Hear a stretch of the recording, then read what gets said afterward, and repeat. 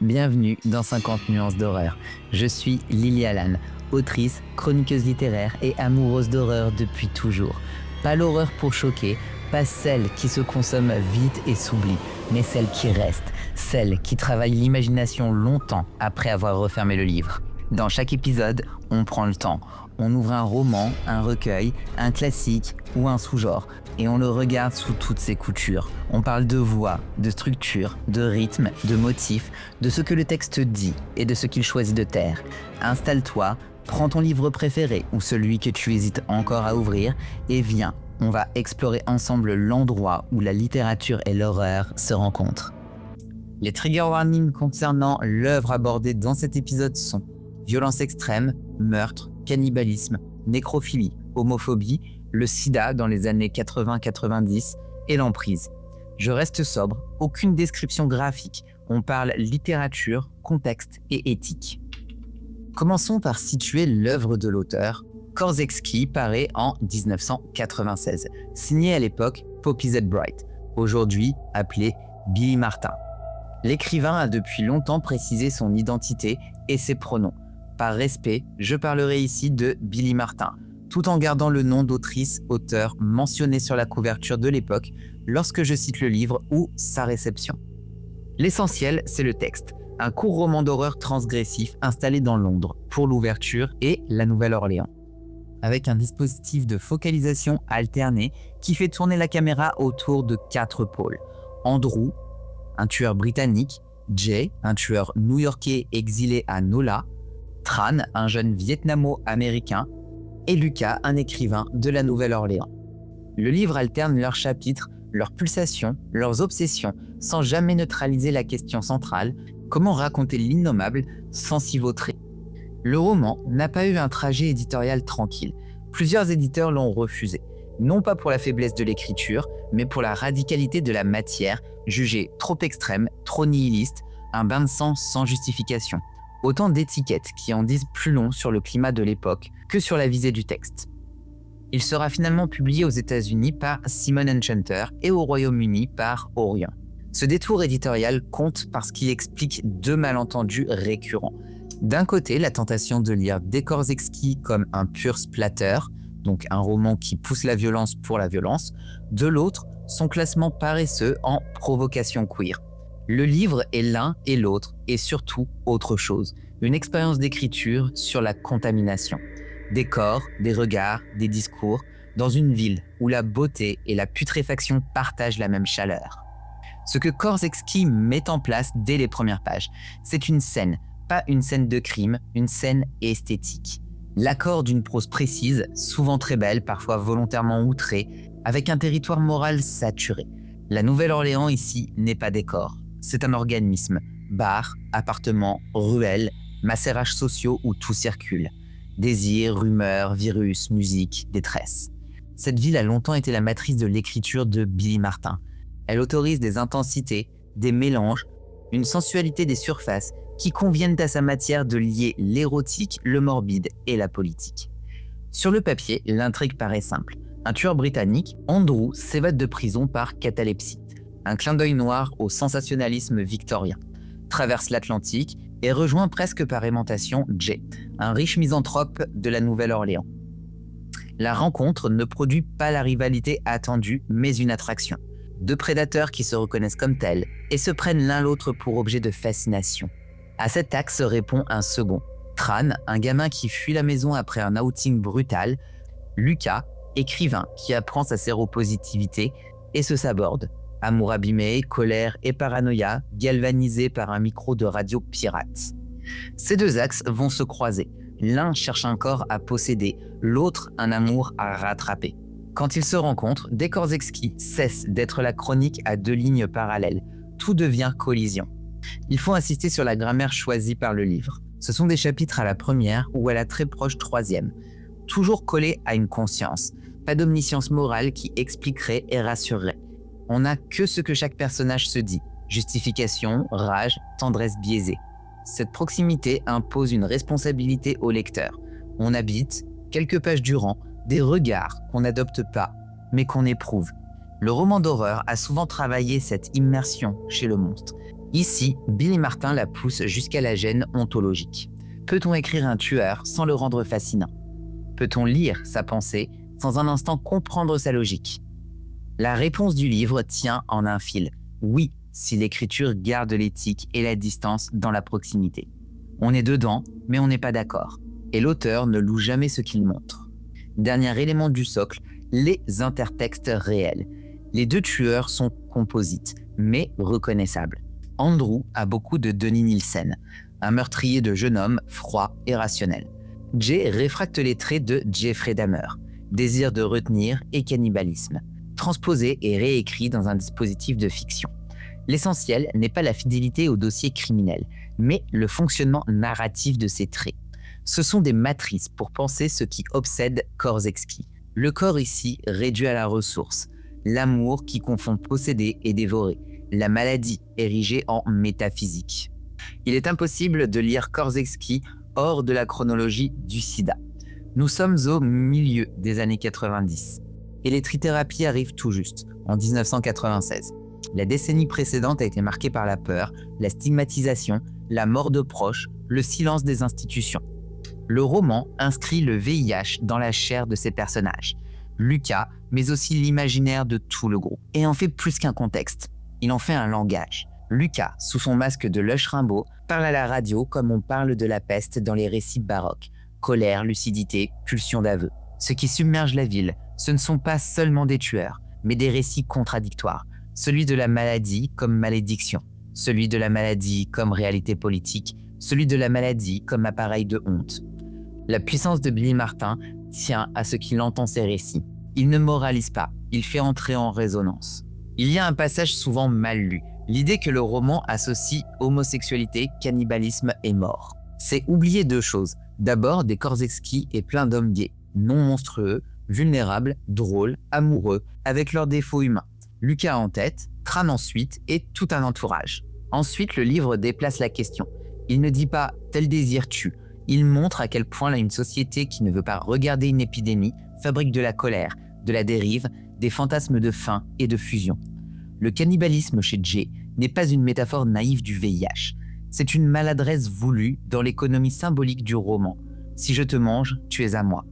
La pire version de l'amour-possession qui fait écho par contraste aux amours réels et mortels de Lucas et Tran, où l'on se quitte, où l'on a peur, où l'on se choisit. L'un nie le consentement, l'autre le cherche et s'y perd parfois. Billy Martin a décrit le roman dans un entretien comme une histoire d'amour de serial killer, nécrophile et cannibale qui explore la face sale des politiques de la victime et de la maladie. Je paraphrase pour ne pas citer au mot près. Qu'entendre par politique de la victime? Pas une hiérarchie de souffrance, plutôt la manière dont une société gère ce que devient les corps après la mort. Le cadavre confisqué, instrumentalisé. Après l'annonce, le séropositif réduit à son statut. Après la disparition, le disparu oublié. Dans le livre, les tueurs réduisent matériellement les corps à des choses, mais l'espace médiatique réduit aussi symboliquement les vivants à des cases. Entre ces deux gestes, l'abattoir privé et l'équitage public, le roman installe sa hargne. Écrire contre la réduction. C'est ici que la poésie de l'auteur est la plus dure et la plus belle à la fois. Oui, la prose touche parfois au baroque. Oui, elle cherche la limite de ce qui soutient encore une phrase sans chuter dans la complaisance. Sa solution est double, tenir le hors-champ et tenir la conséquence. Les scènes les plus intenses ne sont pas celles que l'on voit, mais celles où on comprend après. Le texte montre volontiers la chambre, la lumière, le bruit dans la cage d'escalier, la chronologie, les odeurs, toujours dans des registres sensoriels qui signalent l'insoutenable sans l'exhiber, et coupe avant le franchissement. Puis il reprend plus tard sur un geste banal, se doucher, sortir le linge, allumer la radio, qui porte la charge de ce qui n'a pas été montré. Le roman, souvent présenté comme l'un des plus violents des années 90, tient en fait par une éthique du retrait dans l'écriture, paradoxale mais réelle. Tout, à Nola, est affaire de porosité. Architecture ancienne et rénovation, zone touristique et arrière-cour, musique qui monte des bars et surtout une chaleur collante qui rend perméables les frontières. C'est la ville idéale pour un roman sur ce qui se passe d'un corps à l'autre. Désir, rage, virus, faim. Jay y a ses habitudes de reclus qui connaît toutes les issues. Lucas y a ses bars de radio pirates et ses donneurs d'alerte. Tran y a ses coins de survie. détails concrets, un Solex, une adresse, un canapé. La ville n'est pas exotisée, elle est fonctionnelle, fournisseuse d'occasions. Dans cette géographie, le rythme du roman adapte ici une nuit longue. Des corps exquis alternent stase, donc les têtes qui parlent, se mentent, se cajolent, des chocs brefs, les rencontres, les basculements, les disparitions. Il n'y a pas de grande enquête, et la police procédurale, la tension, naît du fait que nous savons ce que deux personnages ignorent ou deviennent. Les meilleurs chapitres sont des contre-jours. Jay qui cherche à se convaincre qu'il ne pourrait pas faire mal, Andrew qui sait qu'il le fera, Lucas qui pallie sa peur par le verbe, Tran qui jongle entre survie et dignité. Cette alternance ronge le lecteur, chaque page achète du temps, pour rien. On l'a dit, le roman n'a pas d'arbitre, sa morale tient sur la tenue de sa phrase. On peut écrire un personnage ignoble en gardant une éthique. La condition, c'est le contrôle de la focalisation. Chez l'auteur, ça passe par plusieurs garde-fous. Le langage change, légèrement selon le personnage. Andrew a une sécheresse qui confine au comptable. Jay enjolive, maquille, séduit, y compris le lecteur. Sa prose porte ce vernis. Lucas s'enflamme. Ses emphases à la radio sont performées par le style. Tran parle moins. Sa présence est sensorielle et ce silence relatif garde sa dignité. Les métaphores sont régulées. La phrase peut être lyrique. C'est un auteur de sensualité. Mais elle s'interdit de poétiser l'atteinte. Dès que la violence menace de devenir spectacle, la narration baisse les yeux. Le montage évite l'orgie. Jamais de catalogue. Toujours des ellipses. On sort, on revient, on laisse des angles morts. C'est un réglage qui, à mes yeux, justifie la présence de ce roman dans un corpus d'horreur littéraire. Il ne confond pas impact et exhibition. À la sortie du roman, les maisons frileuses parlent d'un livre impubliable. D'autres lecteurs et autrices y voient au contraire un texte nécessaire. Pas parce qu'il brise des tabous, des clichés faciles, mais parce qu'il consigne une rage des années SIDA, que peu de romans d'horreur ont voulu ou supporté. La polémique, est-ce que c'est homophobe, a existé. Elle existe encore, alimentée par la peur très légitime d'associer continuellement homosexualité et mort. Pour comprendre la défense du livre, il faut lire où il place sa compassion. Chez Lucas, même quand il se trompe, chez Tran, même lorsqu'il s'égare, jamais chez les tueurs, même lorsque la langue prend leur point de vue. Des corps exquis n'excusent rien. Il écrit comment ces personnages se le justifient. Ce n'est pas la même chose. La réception culte tient aussi à la prose. Beaucoup de lecteurs ont été saisis par la capacité de l'auteur à tenir une phrase sensuelle dans un environnement toxique. Un équilibre fragile. La littérature de transgression produit souvent deux excès. La platitude sèche pour faire coup de poing, ou alors la préciosité jouissive qui finit par esthétiser l'horreur. Ici, l'auteur marche entre les deux sans jamais tomber. On a souvent placé des corps exquis à la même étagère que American Psycho, pour la voix froide et extrême. Ce qui a du sens, mais qui peut induire en erreur. Chez Ellis, le gore est un miroir du consumérisme, posséder, anéantir. Chez Poppy Z. Brite, la violence est plutôt le négatif d'un désir d'amour impossible, posé dans une communauté blessée. La comparaison qui m'intéresse davantage est victorienne, Jekyll et Hyde pour la distribution d'un mal entre plusieurs corps, dans ce qu'apprécient Andrew et Jay, et la manière dont la ville accélère cette distribution. Autre voisin, The Wasp Factory de Ian Banks, pour la façon de tenir une voix problématique sans devenir complice. Mais des corps exquis restent plus charnels, plus urbains, plus politiques dans sa colère. Le livre est nourri des figures de Nielsen et Dahmer, sans copier leurs crimes. Ce qui est repris, c'est un profil et un imaginaire, la volonté de retenir. La négative du consentement, le fétichisme de la présence absolue et une perversion du lien. Ramener le roman à un true crime romancé serait pourtant un contresens. Les affaires réelles posent des questions de justice, des preuves et des responsabilités. Des corps exquis posent des questions de représentation, d'éthique et de sens. Que fait-on des corps dans la fiction ? Quel discours nous reste quand l'horreur n'est pas un fantôme, mais la somme de choix humains ? Le livre a pesé moins par son scandale que par la permission qu'il a donnée à une génération d'auteurs. Écrire des personnages gays au centre d'un roman d'horreur, sans qu'ils soient réduits aux stéréotypes victimes ou aux meilleurs amis. Il a aussi montré qu'on pouvait traiter des matériaux extrêmes avec une langue travaillée, pas seulement au coupe-chou. Dans la queer horror contemporaine, on retrouve des échos. la défiance envers le regard médical et policier, la volonté de rendre complexes les personnages, l'attention de contexte social, précarité, violence familiale, passage de frontières. Enfin, côté style, Décors Exquis a participé, avec d'autres, au retour d'un baroque assumé dans l'horreur des années 90. On peut écrire la chair sans oublier l'âme. Dans chaque épisode, j'essaye de partager des outils d'atelier. Ici, 3 garde-fous me semblent décisifs pour qui voudrait approcher des sujets aussi sensibles. Premièrement, la fonction, pas le spectacle. Si une scène n'apporte pas un déplacement, donc de pouvoir, de connaissance ou d'aveu, elle n'a pas sa place. Troisièmement, conséquence, pas accumulation. Le choc ne tient qu'une seconde. La conséquence, physique, psychique ou narrative, tient le texte. Point de vue réglé. La proximité n'absout pas. On peut loger dans la tête d'un tueur sans devenir son attaché de presse. À l'écrit, cela s'entend.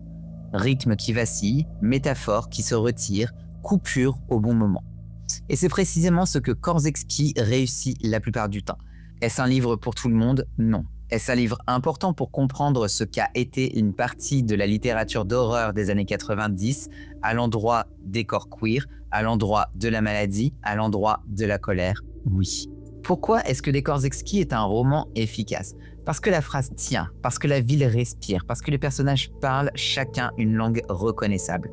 Parce qu'au cœur d'une matière qui pourrait inviter à la surenchère, Poppy Z. Brite préfère la coupe nette, l'ellipse, la conséquence. Et parce que le roman se souvient, comme American Psycho à sa mémoire, que l'horreur la plus dure, c'est celle qui désigne un monde.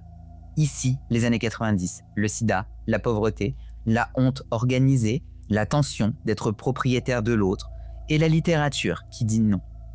Pour finir, je ne recommande pas Décors Exquis comme on recommande un divertissement. Je dis, voici un livre rare, difficile, parfois odieux, souvent splendide, qui a cherché à tenir ensemble l'art de la phrase et la vérité d'une époque. Si tu le lis, tu le fais avec conscience.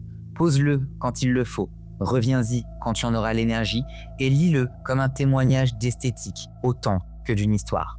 Voilà pour cet épisode sur Décors Exquis que j'ai pris beaucoup de plaisir à écrire car c'est l'un de mes livres préférés.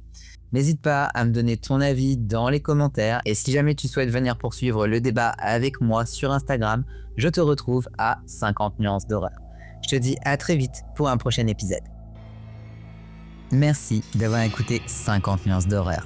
Si cet épisode t'a plu, pense à t'abonner, à laisser 5 étoiles et quelques mots. C'est le meilleur moyen pour que ce podcast trouve d'autres oreilles. Tu peux aussi me retrouver sur Instagram, 50 nuances d'horreur, pour prolonger la discussion, me partager tes lectures et me souffler la prochaine œuvre à disséquer. On se retrouve très vite pour un nouveau voyage au cœur des histoires qui marquent et qui mordent. En attendant, garde la porte ouverte, on ne sait jamais qui pourrait frapper.